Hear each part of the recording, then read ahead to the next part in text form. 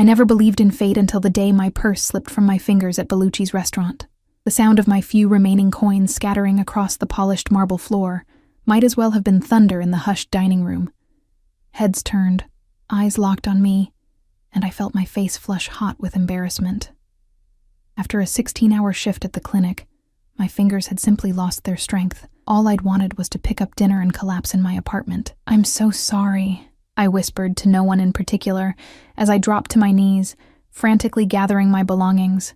Lip balm, keys, wallet, a half-eaten granola bar, all the mundane artifacts of my exhausted life. That's when the restaurant's atmosphere shifted. The ambient chatter died, replaced by a heavy silence that pressed against my skin. I glanced up, confused by the sudden change, and saw the staff straightening their postures, eyes averted downward in respect. Or was it fear? A pair of immaculate black Oxfords stopped inches from my fingertips. The leather looked butter-soft, custom-made, probably worth 3 months of my rent. My gaze traveled upward, tailored charcoal pants with a perfect crease, a suit jacket that draped like liquid over broad shoulders, and finally, a face that made my breath catch.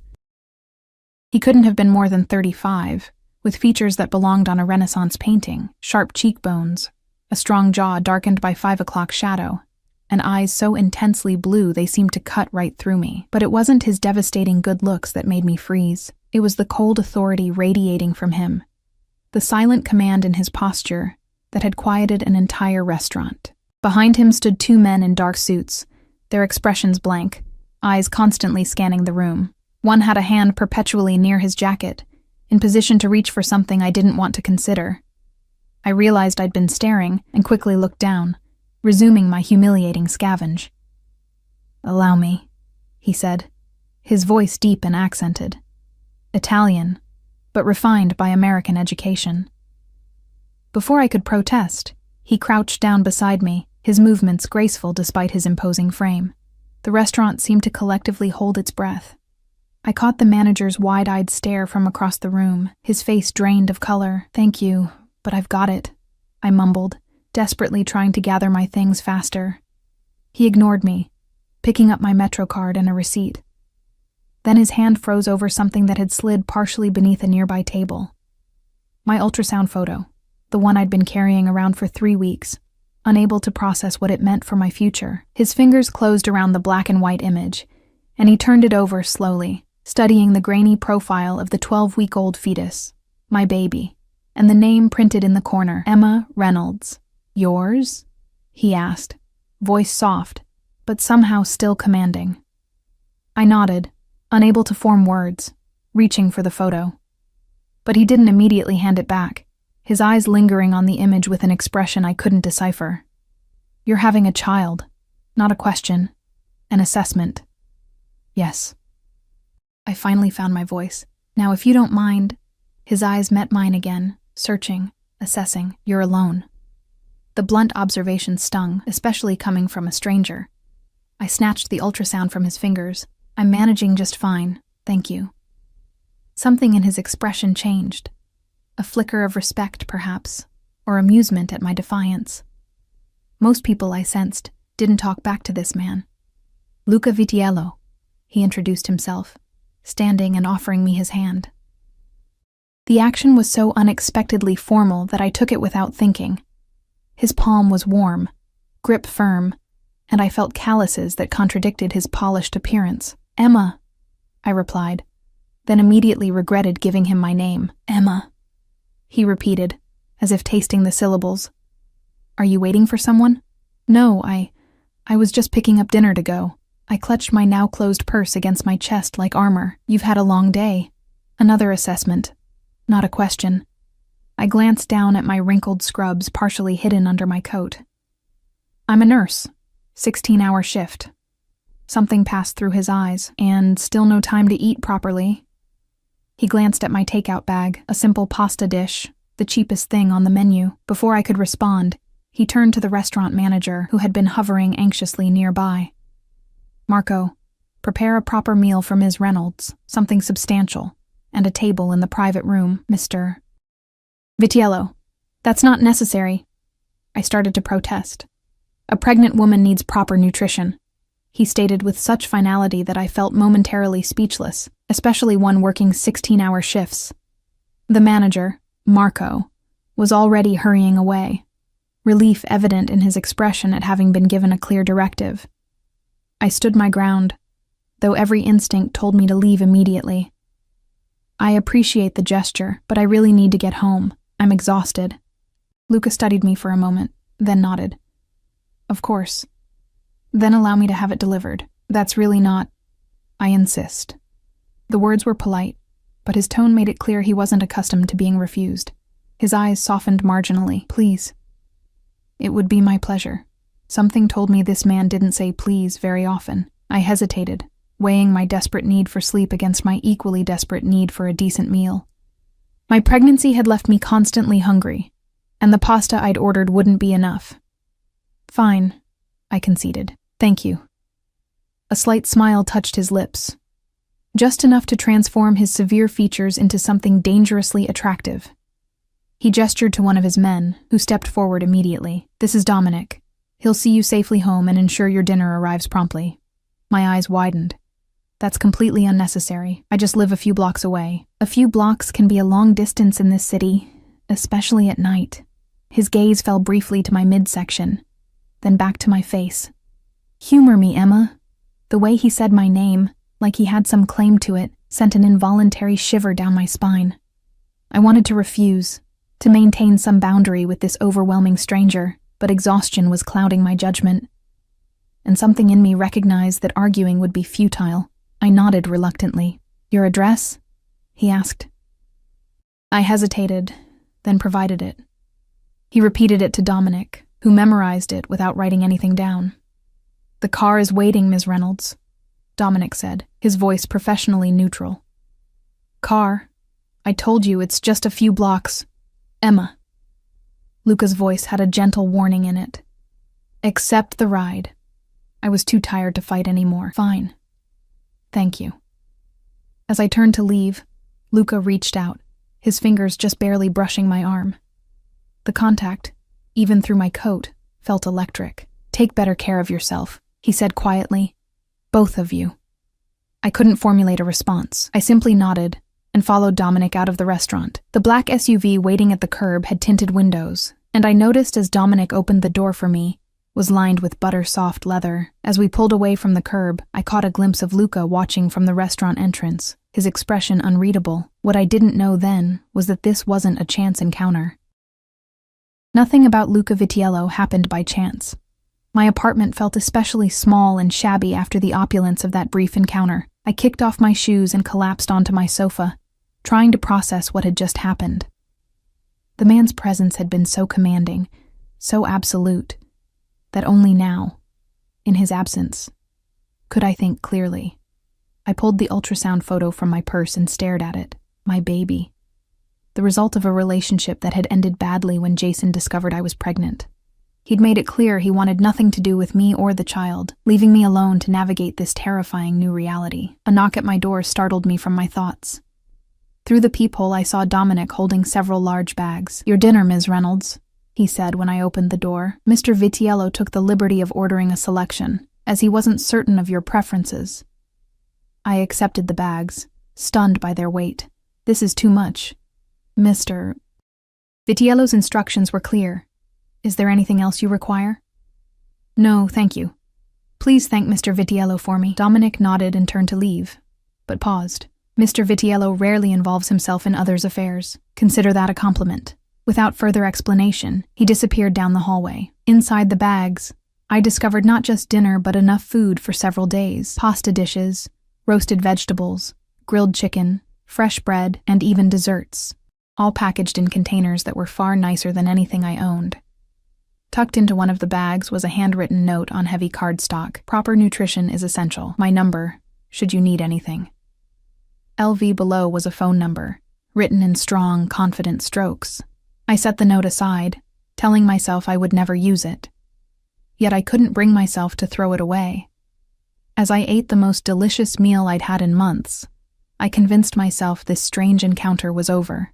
A bizarre moment of kindness from a wealthy stranger, nothing more. I was wrong. The following morning, Exhaustion still weighed on me despite a full night's sleep. Pregnancy was taking a greater toll than I'd anticipated. I arrived at North Shore Medical Center for my shift and headed straight to the staff room to deposit my things before rounds. "Emma?" Sandra, the charge nurse, caught me at the door. "You've been reassigned." I blinked at her. "What? Why?" "Orders from administration. You're being moved to the private wing." The private wing was reserved for wealthy patients or those requiring extra security. As a general medical nurse, I rarely had cause to work there. But I don't have privileges for that wing. You do now. Sandra handed me a new ID badge. Effective immediately, your patient load has also been reduced to account for your condition. My hand instinctively went to my stomach. My condition. I haven't even told HR yet. Sandra looked uncomfortable. Apparently someone did. Look, don't question it. Reduced hours, same pay, and you'll be working with only one patient. Most of us would kill for that assignment. My mind raced. There was only one explanation, but it seemed impossible. Who authorized this? The board, apparently, after a substantial donation earmarked specifically for maternal staff welfare. Sandra checked her watch. You should get up there. Room 801. Your patient is already waiting. Dread pooled in my stomach as I took the elevator to the 8th floor. The private wing was noticeably different from the rest of the hospital, quieter, with higher-end finishes and art on the walls. I approached the nurses' station, where an unfamiliar charge nurse greeted me. "Emma Reynolds, we've been expecting you. Mr. Russo is in 801. He's recovering from a minor procedure and primarily needs monitoring. His associates have specific instructions about his care." I nodded numbly and made my way to room 801. Outside the door stood a man in a dark suit, unmistakably similar to those who had accompanied Luca Vitiello. He assessed me briefly, then stepped aside to let me pass. The room was more like a hotel suite than a hospital room. Sitting up in bed was an older Italian man, perhaps in his 60s, with silver hair and familiar blue eyes. "Ah, you must be Emma," he said warmly. "My son spoke very highly of you." "Your son?" I asked, though I already knew the answer. "Luca. He insisted you be assigned to my care." The older man extended his hand. "Antonio Vitiello. A pleasure to meet the young lady who made such an impression on my boy." He's not easily impressed. I shook his hand automatically, my mind reeling. "Mr. Vitiello, I think there's been a misunderstanding. I only met your son briefly last night." Antonio chuckled. "Sometimes a brief encounter is all it takes. Luca said you're expecting." "Congratulations." "Thank you," I replied stiffly, trying to maintain professionalism despite my growing unease. "I should check your vitals." As I worked, Antonio chatted amiably about his family, his businesses, all described vaguely as imports, and his pride in his son. I responded with professional courtesy while my mind raced with questions. How had Luca managed to have me reassigned so quickly? What kind of influence did this family have? I finished my assessment and updated his chart. "Everything looks good, Mr. Vitiello. Is there anything you need before I go?" "Just one thing," he said, his expression turning serious. "My son is a complicated man with significant responsibilities. When he takes an interest in something, or someone, it's never casual." "Mr. Vitiello, I appreciate your concern, but there's really nothing between your son and me. We literally just met." He smiled knowingly. "Of course. I'm simply providing context for what might come next." He settled back against his pillows. "You'll be taking care of me for the next few days. We'll have plenty of time to get acquainted." As I left the room, the guard outside nodded to me with a new respect that made my skin crawl. I hurried to the bathroom and locked myself in a stall, trying to catch my breath. My phone vibrated in my pocket. A text from an unknown number. "I trust my father is in good hands." I stared at the message, a chill running down my spine. I hadn't given Luca Vitiello my number. "How did you get this number?" I typed back. The reply came almost instantly. "I have resources, Emma. How are you feeling today? Better rested, I hope." I leaned against the wall, torn between outrage at the invasion of privacy and an unsettling fascination. "What did you do? How am I suddenly assigned to your father?" I merely made a suggestion that aligned with the hospital's interests. You needed reduced hours. My father needed competent care. A mutually beneficial arrangement. You had no right to interfere in my job. There was a longer pause before his response. Perhaps not. But I protect what interests me. The implication made my heart race. I didn't respond, unsure what to say. Another message appeared. Have dinner with me tomorrow, 7 p.m. I'll send a car. Not a request. An expectation. I typed back. I don't even know you. That's the purpose of dinner, Emma, to change that. I stared at my phone, my thumbs hovering over the keyboard. Every instinct told me to refuse, to establish a boundary with this overwhelming man who had inserted himself into my life without permission. But another part of me, a part I didn't fully understand, was curious, drawn to the intensity of his interest, the decisiveness of his actions. One dinner, I finally replied. And then you stop interfering in my job. His response was immediate. Agreed. Until tomorrow, Emma. I slipped my phone back into my pocket, uncertain if I had just made a terrible mistake. The baby fluttered inside me, too early for a real kick, but a reminder nonetheless of my responsibility to protect not just myself, but the life growing within me. What kind of man was Luca Vitiello, really? And why had he fixated on me, a pregnant, struggling nurse with nothing to offer someone of his obvious wealth and power? I didn't have answers yet, but something told me I would soon discover exactly what happened when you caught the attention of a man like Luca Vitiello. The rest of my shift passed in a blur of vital signs, medication rounds, and Antonio Vitiello's surprisingly charming conversation. I learned he had emigrated from Sicily as a young man, built an import business from nothing, and raised Luca largely on his own after his wife died of cancer when Luca was 12. I tried to maintain professional distance, but Antonio's warmth made it difficult. My Luca, he said as I checked his IV, he had to become a man too quickly. Responsibility shapes a boy differently than freedom does. I made a non-committal sound, unwilling to engage in more discussion about the man who had so abruptly inserted himself into my life. He told me about your condition, Antonio continued, his eyes drifting to my midsection. A child is a blessing, the greatest one. Yes, I agreed quietly. Though the timing isn't ideal, Antonio waved his hand dismissively. Timing is never ideal. Life happens as it should. When my shift ended, I half expected to find Dominic waiting to escort me home. Instead, I walked out of the hospital unaccompanied, feeling both relieved and, irrationally, a little disappointed. That night, I lay awake staring at my ceiling, one hand resting on my barely there bump. What do you think, little one? Is your mom making terrible decisions? No answer came, of course, just the distant sounds of the city and my own conflicted thoughts. The following evening, anxiety twisted in my stomach as I tried on outfit after outfit. Nothing seemed right, everything either too casual or trying too hard. I finally settled on a simple navy blue dress that skimmed over my figure, hiding the small swell of my pregnancy while still looking appropriate for dinner. At precisely 6:45, my phone buzzed with a text.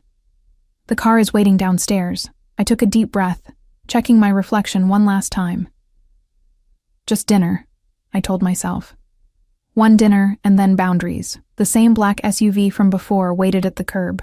Dominic opened the door as I approached. Good evening, Ms. Reynolds. Hello, Dominic, I replied, attempting to sound casual despite the surreal circumstances. The drive took us to Manhattan's Upper East Side, stopping in front of a brownstone with no visible signage. Only a discreet brass plaque reading Privato suggested it was a business at all.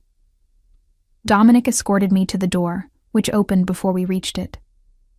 Inside, the space was intimate and elegant. Only about 10 tables, most unoccupied, with warm lighting and tasteful decor. Mr. Vitiello is waiting, the maitre d' said, leading us through the restaurant to a secluded alcove in the back. Luca rose as we approached. He wore another impeccable suit, this one a deep navy that made his eyes even more striking. For a moment, I forgot my reservations as those eyes locked with mine, sending an involuntary shiver down my spine. Emma, he greeted, stepping forward to pull out my chair.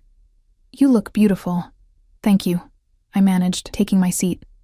This place is exclusive. I own it. he said matter-of-factly. It ensures privacy. Of course he did. I watched as Dominic took up position near the entrance to our alcove, effectively blocking anyone from approaching. Is he always with you? I asked, nodding toward Dominic. Security is a necessary precaution in my position. Luca poured wine into his glass from a decanter, then reached for a separate carafe. Sparkling water with lemon for you. Unless you prefer something else. The thoughtfulness of remembering my pregnancy caught me off guard. No, that's perfect. Thank you. A waiter appeared with appetizers I hadn't seen anyone order. Luca must have arranged the entire meal in advance. You're very presumptuous, I said, unable to keep the edge from my voice. He raised an eyebrow. Efficient. There's a difference. Is there? You reassigned me at work without asking. You somehow got my phone number. You arranged this entire evening without consulting me on anything but the date. And yet you're here, he observed quietly. I flushed, because he was right. Despite everything, I had come willingly. I'm curious, I admitted. And I want to understand why you've taken such an interest in me. He studied me for a moment, his expression unreadable, direct. I appreciate that. He took a sip of his wine. The simple answer is that I found you compelling. The more complex answer will take time. I'm not sure we have time. I agreed to one dinner. A slight smile curved his lips. We'll see. The appetizers were delicious. Fresh burrata with heirloom tomatoes, arancini with truffle, and thinly sliced prosciutto that melted on my tongue. Despite my determination to remain aloof, I couldn't help the small sound of pleasure that escaped me. Luca watched me eat with evident satisfaction. You enjoy food. Who doesn't? I countered. Many people eat without truly tasting. He leaned forward slightly. You experience things fully. It's rare. I set down my fork, unsettled by his observation. Tell me what you do, Luca. Your father mentioned an import business. Among other ventures, real estate, restaurants, private security. His eyes never left mine. My family has diverse interests. And which of those interests requires Dominic and his friends to follow you everywhere? All of them, he replied smoothly. Success attracts attention, not all of it welcome. I didn't believe him, not entirely, but I let it pass. And why does a successful businessman with diverse interests take such a sudden interest in a pregnant nurse? His expression softened marginally. Because that nurse showed more strength and independence in 5 minutes than most people demonstrate in a lifetime. The compliment caught me off guard. I was just picking up my purse. You were working a 16-hour shift while pregnant, living alone, and still maintaining your dignity despite obvious exhaustion. And when someone most people find intimidating, offered help, you pushed back.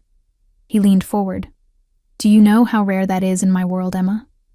Authenticity. Strength without agenda? I swallowed, uncomfortable with his intensity. You don't know anything about me. I know enough to want more. His bluntness was disarming. Tell me about the baby's father. The abrupt change of subject felt like a physical jolt. That's very personal. Yes, he agreed, unapologetic. I considered refusing to answer. But something, perhaps the genuine interest in his eyes, made me respond. His name is Jason. We dated for 8 months. When I told him about the pregnancy, he said he wasn't ready to be a father and left. I kept my tone matter of fact, though the memory still stung. Luca's expression hardened. He abandoned his responsibility. He made his choice. A coward's choice. Luca's voice had turned cold. And now you work impossible hours to support yourself and your child alone. I lifted my chin. I'm managing. At what cost? Exhaustion? Your health? Your baby's health? He shook his head. Stubborn independence isn't always strength, Emma. Sometimes it's pride. And sometimes help comes with strings, I countered. His eyes locked with mine. What strings do you imagine I've attached? I held his gaze. I don't know yet. That's what concerns me. For the first time he smiled, a genuine smile that transformed his severe features. Smart woman. The main courses arrived then, a delicate sea bass for me and osso buco for him. We ate in silence for a few moments, the tension between us shifting to something less confrontational, but no less potent. The hospital administrator was quite receptive to my donation, Luca said eventually. especially when I explained my interest in supporting healthcare workers during pregnancy. Is that what you told them? That it was about maternal welfare? It was the truth. He set down his fork. My mother worked through her pregnancy with me. Too hard, too long. There were complications. A shadow crossed his face. Your situation reminded me of hers. The personal revelation surprised me. I'm sorry. He waved off my sympathy. Ancient history. But perhaps you understand my reaction better now. I did, though I wasn't ready to admit it. It still wasn't your place. Perhaps not. He conceded with a slight nod, but I've never been good at watching problems I could solve. I'm not a problem to be solved, Luca. His eyes softened. No, you're not. He reached across the table, his fingers brushing mine briefly. You're a remarkable woman making the best of difficult circumstances. I simply want to ease those circumstances. The sincerity in his voice was disarming. For a moment, I could almost forget the commanding presence, the obvious wealth and power, and see just a man expressing genuine concern. Why? I asked quietly. Because you and your child deserve better than struggle. He held my gaze. And because I find myself unable to stop thinking about you. My heart stuttered.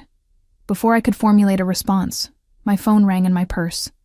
The hospital's ringtone. I should take this, I said, grateful for the interruption. I'm on call. He nodded, leaning back to give me privacy. Emma Reynolds, I answered. Emma, it's Sandra. I know you're off tonight, but we have a situation with Mr. Vitiello. His fever has spiked, and he's asking for you specifically. I glanced up at Luca, who was watching me intently. I'll be right there. Start the protocol for infection, and I'll be there in 20 minutes. I hung up and found Luca already standing. My father? He asked, tension evident in his posture. His fever has spiked. It could be nothing, a minor infection at the surgical site. But they're concerned. Luca nodded once, his expression shifting to something harder, more controlled. We'll go immediately. Within moments, we were in the SUV, speeding toward the hospital. Luca was on his phone, speaking rapid Italian to someone. Though I couldn't understand the words, the commanding tone needed no translation. I've arranged for a specialist, he said after ending the call. He'll meet us there. The hospital has excellent doctors, I assured him. I take no chances with family. His voice was clipped, his earlier warmth replaced by cool efficiency. When we arrived at the hospital, Luca moved with purpose, his hand at the small of my back guiding me through corridors with the confidence of someone who owned the building. Security guards and staff alike moved out of our way, some with looks of recognition or deference. Antonio's room was a hub of activity. Nurses, a doctor I recognized as the head of surgery, and 2 men in suits standing tensely by the wall. Father, Luca said, immediately moving to Antonio's bedside. Antonio looked pale but alert. Luca, Emma. I told them not to disturb your evening. Don't be ridiculous, I said, slipping into nurse mode and checking his chart. His temperature was 102.3. Definitely concerning. The doctor approached Luca. Mr. Vitiello, we've started broad-spectrum antibiotics. There appears to be an infection at the incision site. Not uncommon, but given your father's age, we are monitoring closely. Luca nodded curtly. Dr. Rossi will be here within the hour. I want him to review everything.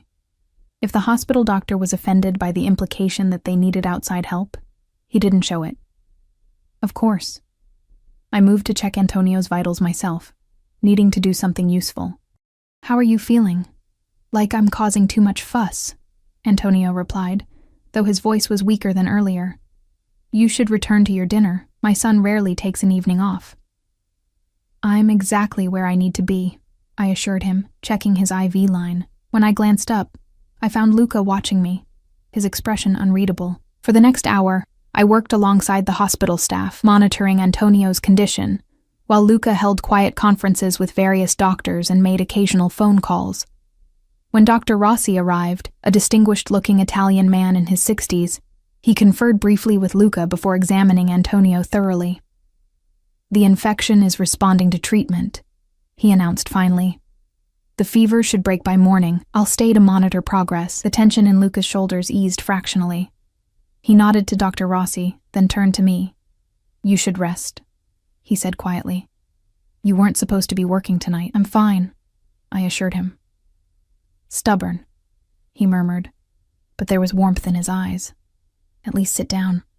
I realized I had been standing for over an hour, and reluctantly took the chair he offered. As the crisis subsided and Antonio drifted into sleep, the room gradually emptied until only Luca, his 2 guards, and I remained. "You don't have to stay," Luca said, his voice low in the quiet room.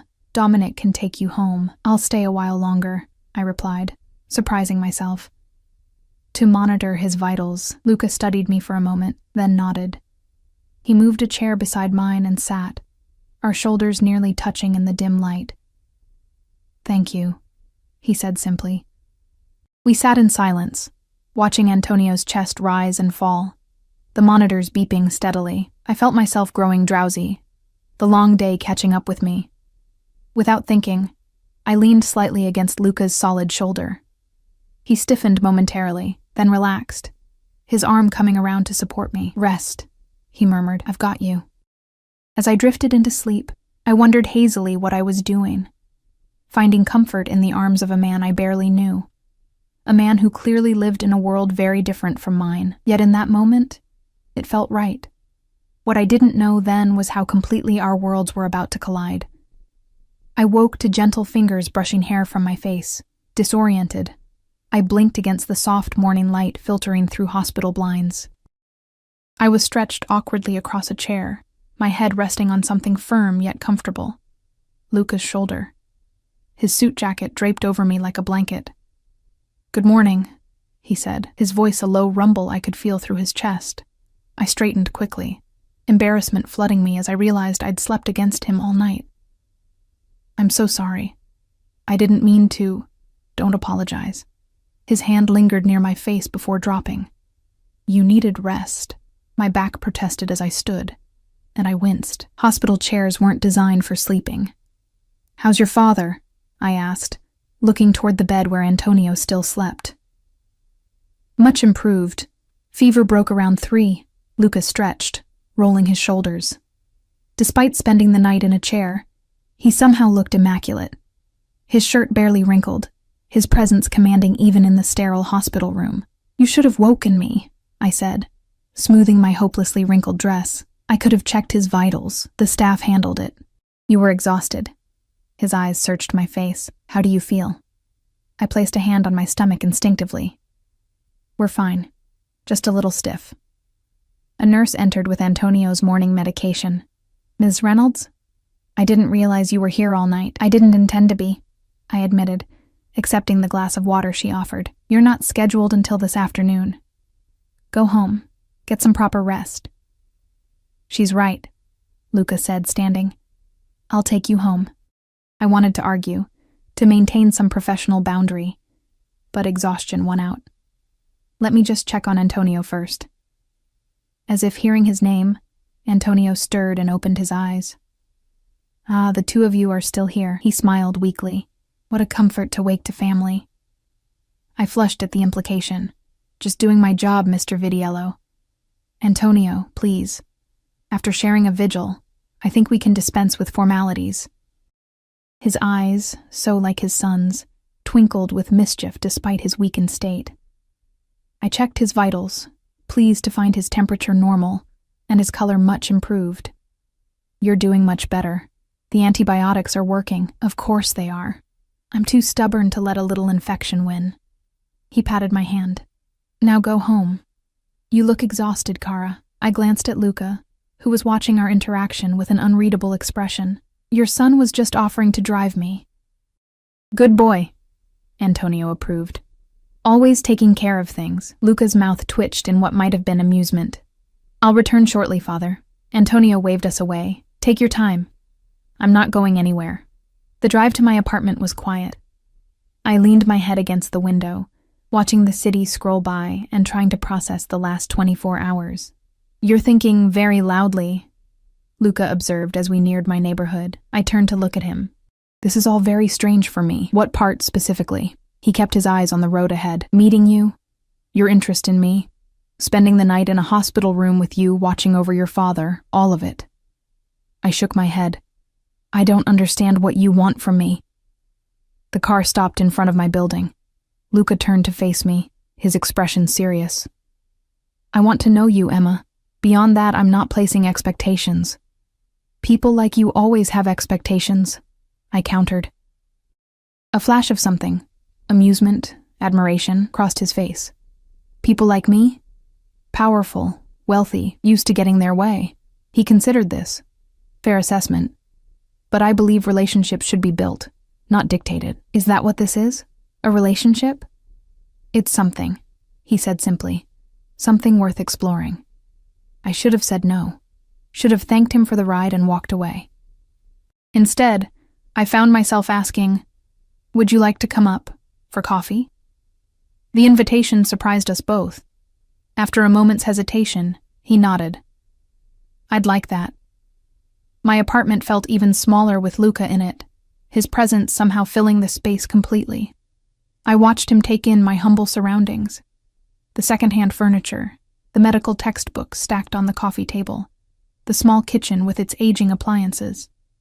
No judgment crossed his face, only curiosity. He moved to a small collection of framed photos on my bookshelf. Your family? He asked, studying a picture of me with an older woman. My mom, I confirmed, moving to the kitchen to start the coffee. She died 3 years ago. Cancer. I'm sorry.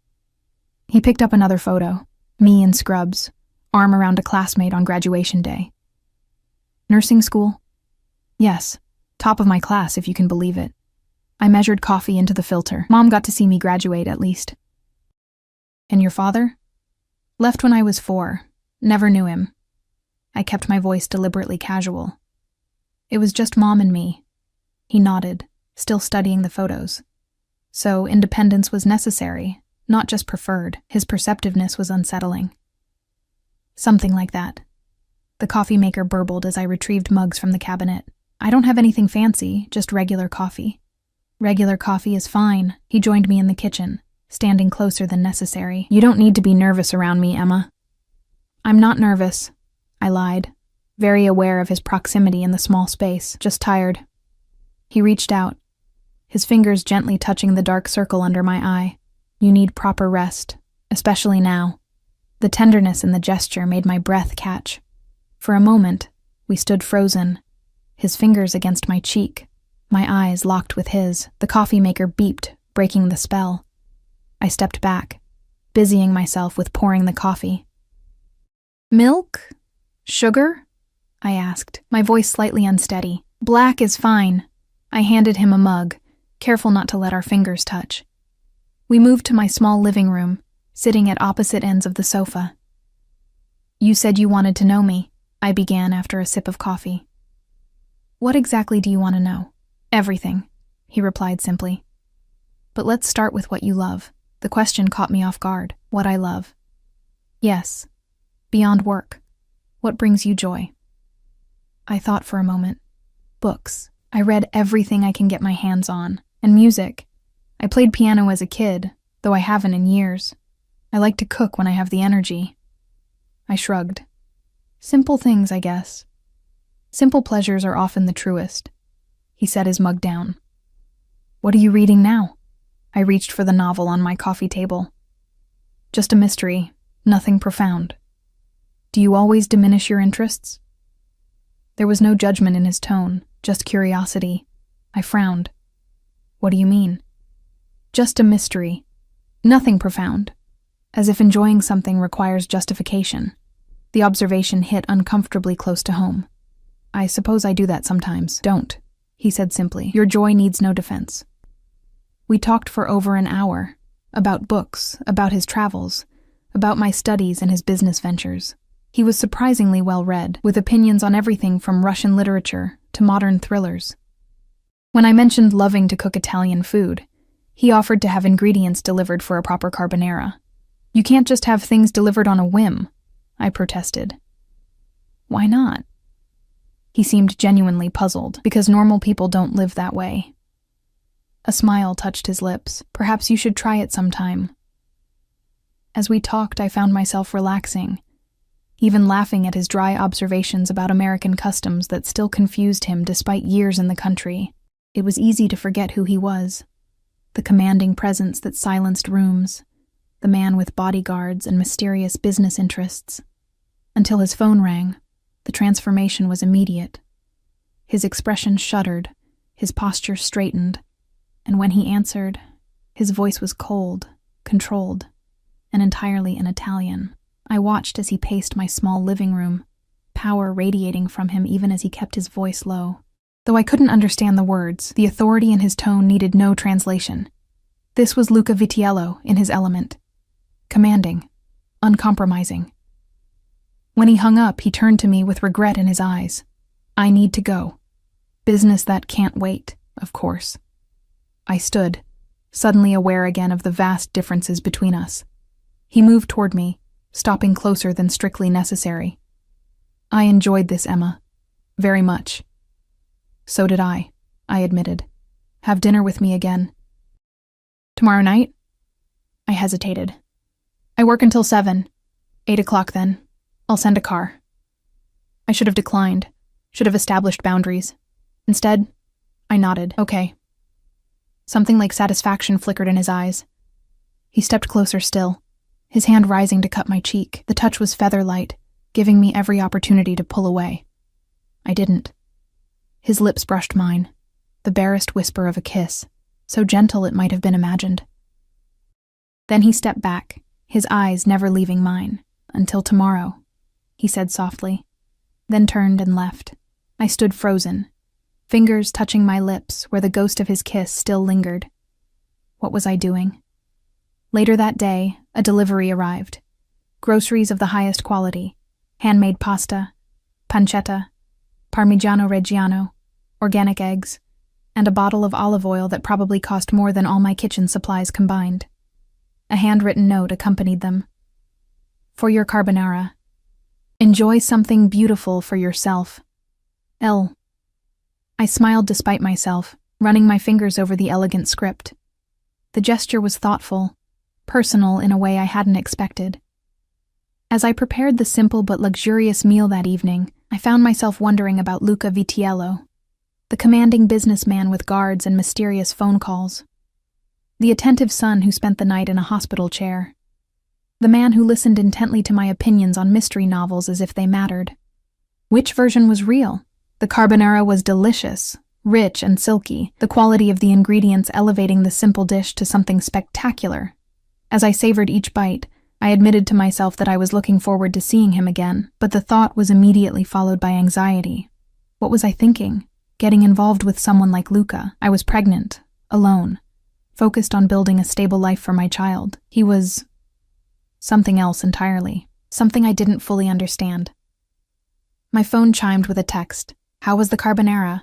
I smiled, typing back. Delicious. Thank you for the ingredients. My pleasure.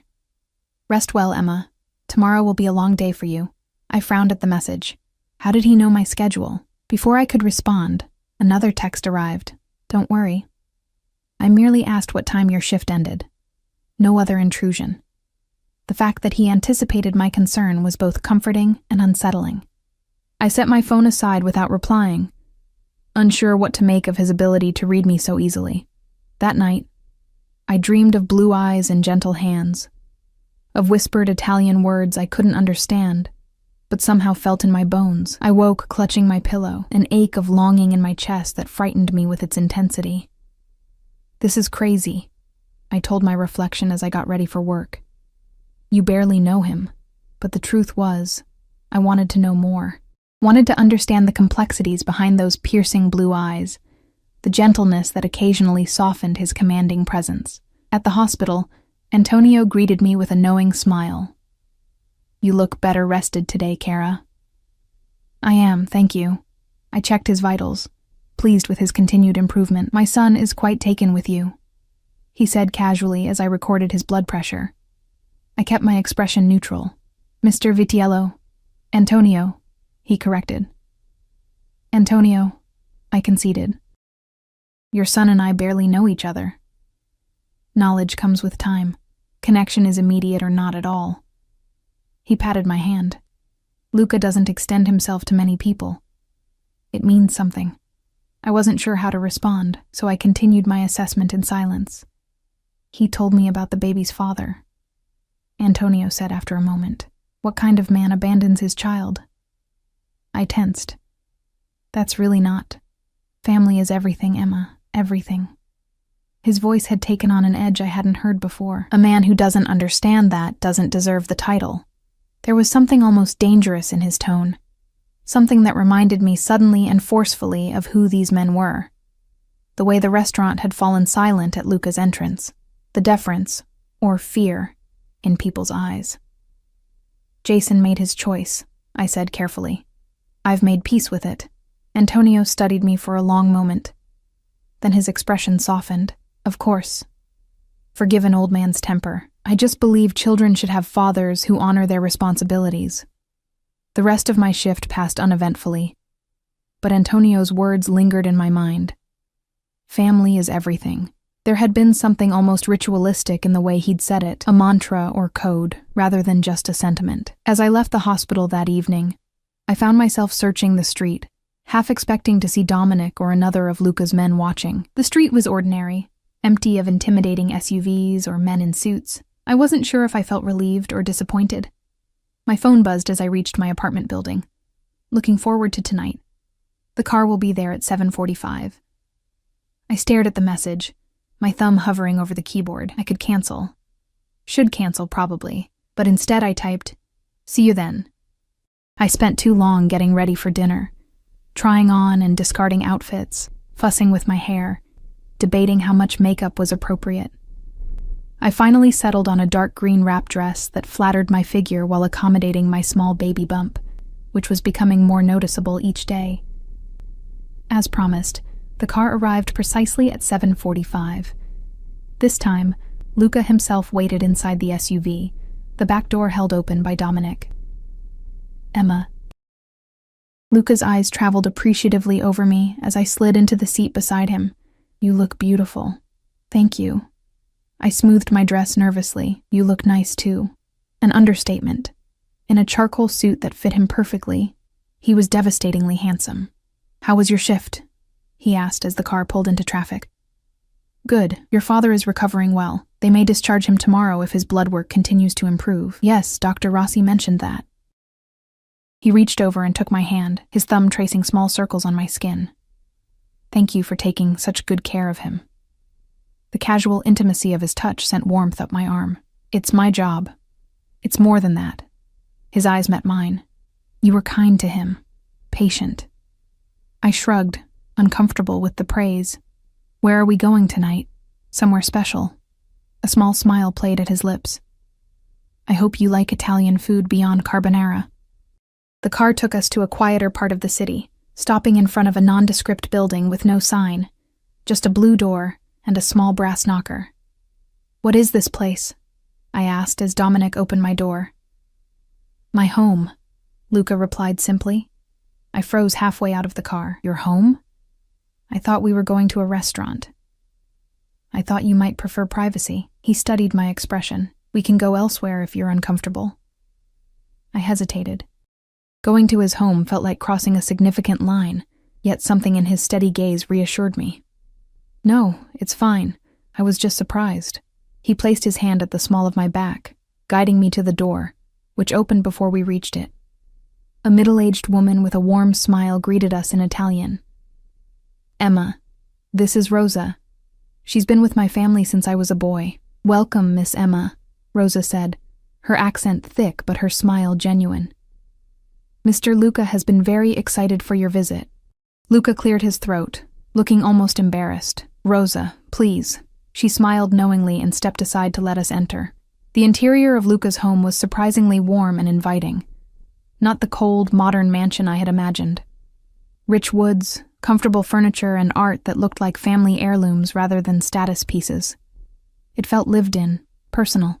This isn't what I expected, I admitted as he led me through to a terrace overlooking a small but immaculate garden. What did you expect? He pulled out my chair at a table set for two, candlelight flickering in the early evening air. Something more intimidating, less homey. He smiled, taking his seat across from me. I save the intimidation for work. This is where I relax. Rosa appeared with antipasti and sparkling water for me, wine for Luca. I'll leave you to enjoy. The first course will be ready soon. As she disappeared back inside, Luca raised his glass. 2 unexpected meetings. I clinked my water glass against his wine. And mysterious dinner invitations. He smiled. Nothing mysterious tonight, just dinner at my home, cooked by Rosa, who has been threatening to quit if I don't start eating proper meals at a reasonable hour. The normalcy of the complaint, so at odds with my image of him, made me laugh. Long hours? Always. He selected an olive from the platter between us. Though lately I've found myself wanting to leave the office earlier because of your father's health, his eyes held mine. Because of you. The directness of his answer caught me off guard. Luca, I'm not pressuring you, Emma. I'm simply being honest about my interest. He broke a piece of bread, seemingly unbothered by my discomfort. Tell me about your plans for the baby. What do you need? Have you prepared a nursery? The abrupt change of subject gave me conversational whiplash. Not really. My apartment is small, so the baby will be in my room at first. I've started saving for a crib, but there's time. 16 weeks along now? I nodded, surprised he'd been tracking.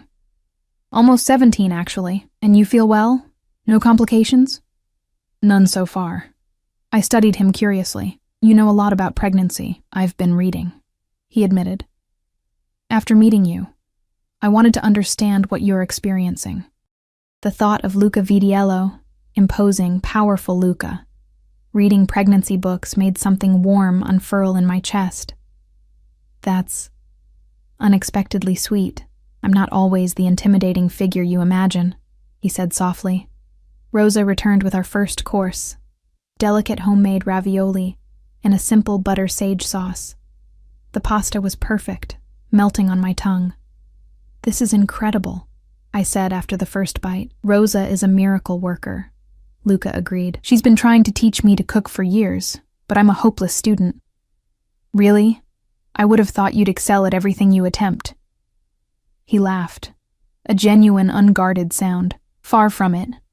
I can't cook, can't sing, and despite years of lessons, I play the piano like a particularly untalented child. I smiled at the self-deprecation. So the great Luca Vitiello has weaknesses after all. Many, he acknowledged, though I try not to advertise them.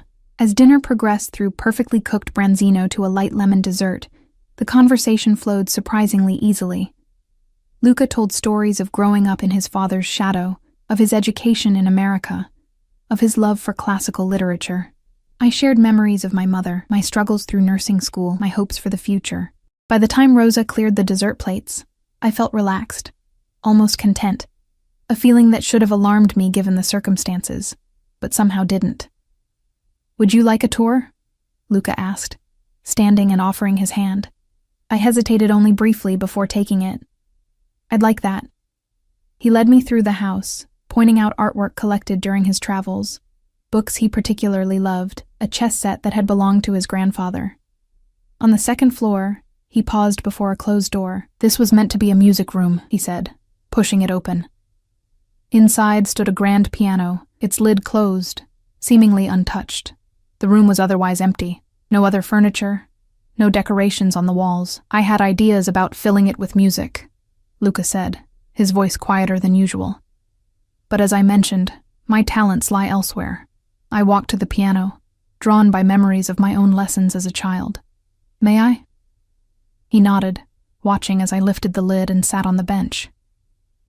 I placed my fingers on the keys, playing a simple melody my mother had taught me. Nothing complicated, just a folk tune that brought back memories of simpler times. When I finished, I looked up to find Luca watching me with an expression of such naked longing that it stole my breath. That was beautiful, he said softly. Just a simple song. He moved closer, standing beside the bench. Would you play again? For me? I nodded, turning back to the keys, suddenly nervous under his intense gaze. I played another song my mother had loved, my fingers finding the notes from muscle memory. When I finished, Luca sat beside me on the bench, close enough that I could feel the warmth of him along my side. My mother played, he said quietly. Not well, by her own admission, but with passion. After she died, my father couldn't bear to hear music in the house. I didn't touch a piano again until I bought this one 5 years ago. He ran his fingers lightly over the keys. I thought I could reclaim something lost. But some things can't be recaptured through will alone. The vulnerability in his admission touched me deeply. I placed my hand over his on the keys. I could teach you, if you wanted. He turned his hand to clasp mine, his eyes meeting mine with an intensity that made my heart race. I would like that very much. For a breathless moment, we sat perfectly still, the air between us charged with something I wasn't ready to name. Then Luca lifted my hand to his lips, pressing a kiss to my knuckles before releasing me. It's getting late, he said, standing. I should take you home. The abrupt shift left me disoriented. Oh, of course. As we descended the stairs, Luca's phone rang. He glanced at the screen, his expression hardening. I need to take this. One moment. He stepped away, speaking rapid Italian in a low, controlled voice. Though I couldn't understand the words, I recognized the tone. The same commanding presence I'd witnessed before. A reminder of the other Luca. The one who silenced rooms with his presence. Who had men like Dominic following his orders without question. When he returned, his expression was carefully neutral. I apologize for the interruption. Is everything all right? I asked. Business, he said dismissively. Nothing for you to worry about. The deflection created a subtle barrier between us, a reminder of all he wasn't sharing. We drove to my apartment in relative silence, the easy conversation of dinner replaced by an awareness of all the questions that remained unasked. At my door, Luca paused. I'm leaving town tomorrow, business in Chicago. I'll be gone for 3 days. Oh. I tried to ignore the disappointment I felt. I hope it goes well. I'd like to see you when I return. Perhaps you could come back to the house for another piano lesson? His tone was light, but his eyes were serious. I nodded. I'd like that. He stepped closer, his hand rising to cut my cheek. This time when his lips met mine, it was no ghostly whisper. The kiss was gentle but deliberate, his lips warm and firm against mine. I found myself responding, my hands coming to rest lightly on his chest, feeling the solid strength of him beneath expensive fabric. When we broke apart, his eyes had darkened, his breathing slightly uneven. I should go. Yes, I agreed, though neither of us moved. He kissed me again, more urgently this time, his hand sliding into my hair. I melted against him, all my reservations temporarily forgotten in the heat of his touch. This time when he pulled away, he took a deliberate step back. Good night, Emma. Good night, Luca. I watched him walk to the waiting car, my body still humming with the memory of his kiss. Only after the SUV disappeared around the corner did I enter my apartment, touching my lips in wonder. My phone chimed as I closed the door. I'll call tomorrow. Sleep well, Bella. I smiled at the screen, typing back, Good night, Luca. As I got ready for bed, I tried to make sense of my feelings. In just a few days, Luca Vitiello had upended my carefully ordered world. There was still so much I didn't know about him. His business, his life, the power he wielded so effortlessly. Yet I found myself drawn to him in a way I couldn't explain. My hand drifted to my stomach, to the small but growing bump that represented my greatest responsibility. What do you think, little one? I whispered. Is your mom making a huge mistake? The baby fluttered in response, a tiny movement that might have been imagination, or might have been the first real communication from my child. Either way, I took it as a sign that maybe, just maybe, I wasn't entirely wrong to follow this unexpected path. What I didn't know then was how quickly that path would darken, or how completely my life was about to change. The 3 days of Luca's absence crawled by with agonizing slowness. He called each evening as promised, our conversations stretching late into the night as we discussed everything from my day at work to his favorite childhood memories of Italy. He was careful not to mention his business in Chicago, and I was equally careful not to ask. Antonio was discharged from the hospital with strict instructions for follow-up care. instructions I suspected he would follow only because I had been the one to deliver them. The older Vitiello had developed a grandfatherly affection for me that was both touching and mildly unsettling. "You're good for my son," he told me the day he left the hospital. "He smiles when he speaks of you. Before you, I can't remember the last time I saw him truly smile." On the third evening, I received a text from Luca, "Returning tonight. Dinner tomorrow? I've missed you." The admission of missing me sent a ridiculous flutter through my chest. "I've missed you too. Dinner sounds perfect." That night, I dreamed of Luca. His hands, his eyes, his voice murmuring Italian words against my skin. I woke flushed and disoriented, my body humming with a need I hadn't felt in months. "This is insane," I told my reflection as I got ready for work. "You barely know him." But the truth was, our nightly conversations had created an intimacy that belied our short acquaintance. I knew how he took his coffee, that he preferred reading physical books to e-readers, that he'd broken his arm at 12 trying to climb a tree to rescue a neighbor's cat. He knew about my mother's battle with cancer, my favorite novels, my secret dream of someday opening a small clinic for underserved communities. We had shared pieces of ourselves, creating something that felt surprisingly real despite its unconventional beginning. My shift that day dragged endlessly. I found myself checking the clock every few minutes, anticipating the evening ahead. When I finally arrived home to prepare for dinner, a large box waited outside my apartment door. Inside was a dress, a simple but elegant navy blue maternity design that would perfectly accommodate my now obvious pregnancy. The note read simply, "If you like it. No pressure. L." I should have been offended at the presumption. Instead, I found myself touched by his thoughtfulness. The dress fit perfectly, the soft fabric draping gracefully over my bump while flattering the rest of my figure. At exactly 7 as a knock came at my door. When I opened it, Luca stood there. No Dominic, no SUV visible on the street. "You came alone," I observed, surprised. "I wanted tonight to be just us." His eyes traveled appreciatively over me in the dress. "You look beautiful. Thank you for the dress. You didn't have to." "I wanted to." He held out his hand. "Shall we?" Instead of the sleek SUV, a less conspicuous luxury sedan waited at the curb. Luca opened my door himself before sliding into the driver's seat. "You drive?" I teased, occasionally when I want privacy. He glanced at me as we pulled away from the curb. "How are you feeling? Any fatigue? Discomfort?" "Just the usual. The baby's been active today." I placed a hand on my belly. Lots of movement. Something softened in Luca's expression. "May I?" he asked, his hand hovering over mine. I hesitated only briefly before guiding his hand to the spot where the baby had been kicking. We waited, his warm palm against my dress, until a definite thump pressed against his hand. The wonder that transformed his face made my heart twist. "That's incredible," he murmured. "It still amazes me every time," I admitted. He reluctantly withdrew his hand, returning it to the steering wheel, but his expression remained softened by the experience we'd shared. We drove to his home, where Rosa had prepared another exquisite meal. This time, we ate in a cozy dining room rather than on the terrace, candles creating a warm intimacy as we talked.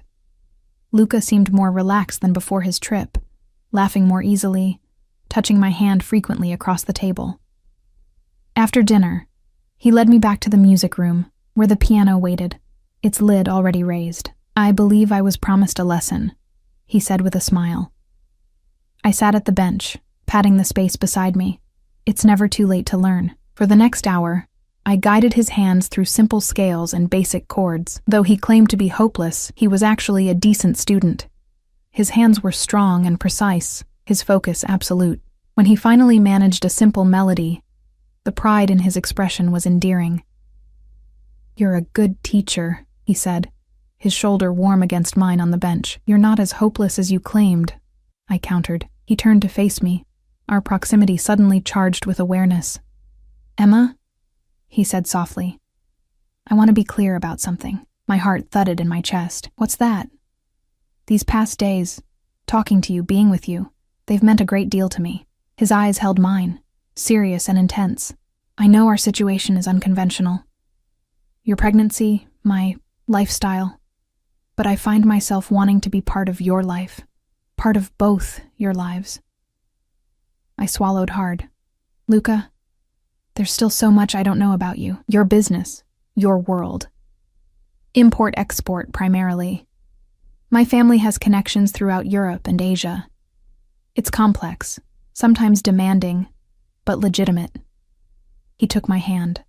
I know you have questions about the security, the way people respond to me. My family's reputation was built over generations, and yes, there are elements of my grandfather's and great-grandfather's businesses that operated in gray areas, but I've worked to legitimize everything. The careful phrasing wasn't lost on me. Are you trying to tell me you're from a Mafia family? He didn't flinch at the direct question. My heritage is complicated. The Mafia, as Americans understand it, is largely a Hollywood creation. But yes, my family has historical connections to certain organizations. I've spent my adult life moving us toward legitimate enterprises. I should have been shocked, should have pulled away. But somehow, the confirmation only put a name to what I had already sensed. And the men who follow you everywhere? Dominic, protection, old rivalries, business competitors. The world I operate in can be dangerous, but I've never involved myself in violence or illegal activities. He squeezed my hand. I wouldn't bring you into anything that would put you or your child at risk. And my job? The hospital donation. I saw someone I cared about struggling unnecessarily. I had the means to help. That's all. He lifted my hand to his lips. I won't apologize for that, but I understand if it bothers you. I took a deep breath, trying to process everything. I don't know what to think, Luca. This is all so fast, so intense. I know. His thumb traced circles on my palm. I'm not asking for decisions tonight, just openness to possibilities. Before I could respond, his phone rang. He glanced at it with a frown, then back to me apologetically. I need to take this. He stepped away, speaking in rapid Italian. Though I couldn't understand the words, I caught the tension in his posture, the sharp edge to his voice. When he returned, his expression was controlled, but I could see the strain around his eyes. I'm sorry, but I need to go out briefly. An issue at one of the warehouses requires my attention. At this hour? Unfortunately, yes. He hesitated. You're welcome to stay, to wait for me. I shouldn't be long. I should have asked to be taken home. Instead, I nodded. I'll wait. Relief flickered across his face. Rosa has retired for the evening, but please make yourself comfortable. There are books in the library, or you can watch something in the media room. He kissed me briefly, tension evident in the coiled restraint of his body, then left. I heard the front door close, followed by the sound of a car engine starting and fading into the distance. Alone in his home, I wandered from room to room, curiosity overcoming propriety. The library was impressive, walls lined with volumes in multiple languages. The kitchen gleamed with high-end appliances. A small office held a desk with a closed laptop and neatly organized papers. I was examining a photograph of a younger Luca with his father when I heard it, the front door opening, followed by voices. Relief washed over me. Luca had returned sooner than expected. But as I moved toward the foyer, I realized the voices weren't speaking Italian, but English, and neither belonged to Luca. Check upstairs. I'll take the main floor, a man's voice ordered. Fear froze me in place. Intruders. In Luca's home, where I was alone and pregnant. I backed away silently, looking frantically for a place to hide or a way to call for help. My phone was in my purse, in the music room. Moving as quietly as possible, I crept down the hallway, praying the floorboards wouldn't creak.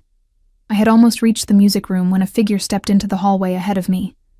A man in dark clothes, gun drawn. Well, what do we have here? He said, his accent distinctly American. Vidiello's little girlfriend. I raised my hands instinctively, backing away. Please, I'm pregnant. Even better. He gestured with the gun. Rossi will be thrilled. 2 for the price of 1. My back hit the wall. What do you want? Insurance. Leverage. He smiled coldly. Your boyfriend's been causing problems for my employer. Now we have a solution. The sound of a door crashing open echoed through the house, followed by shouting and what might have been gunshots. The man's attention wavered for a split second, just long enough for me to lunge sideways into the nearest room, slamming the door and turning the lock. I found myself in a bathroom, windowless and small. I pressed my back against the door, heart pounding, hands protectively covering my belly. "Emma!" Luca's voice, urgent and frantic. "Emma, where are you?" "Luca," I called back, unlocking the door with trembling hands. He was there instantly, pulling me into his arms. Blood streaked his shirt. Not his own, I realized with horror. "Are you hurt?" he demanded, his hands moving over me, checking for injuries. "No, I'm fine. The baby's fine." "What?" "We need to go, now." His expression was harder than I'd ever seen it, his eyes cold with a fury that transformed his handsome features into something dangerous. Over his shoulder, I glimpsed Dominic and another man dragging a body down the hallway. "Luca, what's happening?" My voice shook. "A rival organization. They followed me, waited until I left." His jaw clenched. "They won't make that mistake again." The cold certainty in his voice should have terrified me. Instead, I found myself leaning into his protection, allowing him to guide me through the house with his body shielding mine. Outside, multiple SUVs waited, men with guns standing guard. Luca helped me into one, sliding in beside me. "Take us to the safe house," he ordered the driver. As we pulled away, I saw police lights in the distance. "Luca, the police are being handled." His arm tightened around me. "I'm so sorry, Emma. I never wanted you exposed to this." I should have been horrified, should have demanded to be taken home, to be left out of whatever dangerous world he inhabited. Instead, I found myself asking, "What happens now?" He studied my face, searching for fear or rejection. "Now I keep you safe, both of you." His hand moved to cover my belly protectively. "If you'll let me." In that moment, with adrenaline still coursing through my veins, I made a choice that would forever alter the course of my life. I placed my hand over his. "I'll let you." The safe house turned out to be a penthouse apartment in a building Luca owned, with security that would have impressed the Pentagon.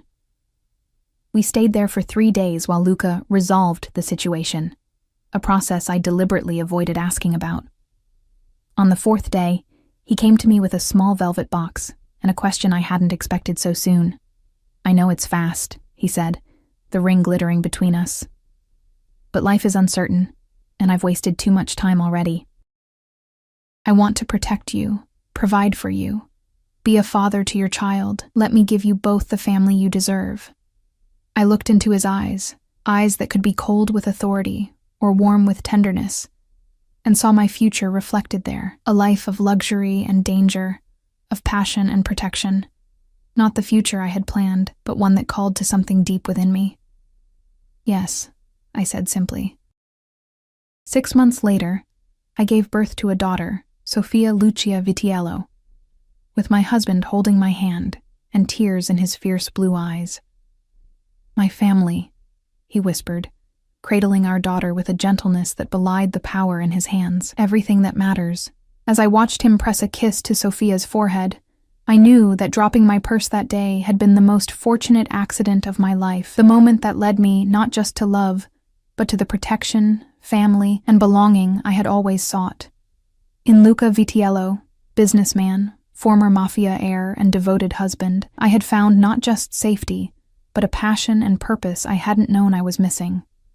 And in me, he had found the warmth and music his life had lacked for too long.